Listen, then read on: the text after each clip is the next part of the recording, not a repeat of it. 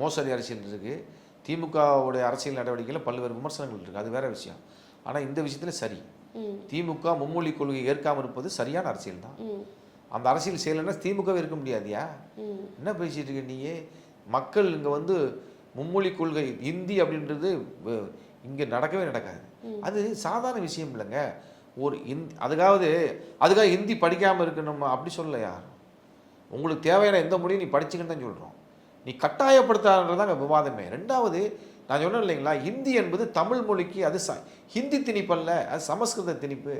சமஸ்கிருதம்ன்றது நேரடியாக தமிழுக்கும் தமிழ் மரபுக்கும் தமிழ் மொழிக்கும் எதிரானது. அப்படி புரிஞ்சுக்கணும் அந்த விஷயத்தை. ஆகவே என்னோட மொழியை அழிக்கின்ற மொழி சமஸ்கிருதம். சமஸ்கிருதம் ஆரிய பார்ப்பனியத்தினுடைய பண்பாட்டினுடைய மொழியாக இருக்காது. அதை எதிர்த்து நிற்கிறதா தமிழ் மொழியோட சிறப்பு. அப்படிப்பட்ட தமிழ் மொழியை வந்து நீ எதிர் மொழியை கொண்டு வந்து நீ வைப்ப, அதை நான் படிக்கணுமானங்க. ஆகவே இதை பற்றியான இது என்னன்னு கேட்டிங்கன்னா, இதில் ஒரு பலவீனமாக நான் பார்க்குறேன். இப்படி இவங்க வந்து ஒரு விஷயத்தை சொல்லி அதிலேருந்து எடுத்துக்கிட்டு போய் தேவையில்லாமல் பல விஷயங்களை வந்து அவங்க வந்து திசை திருப்பிக்கிட்டே போகிறாங்க.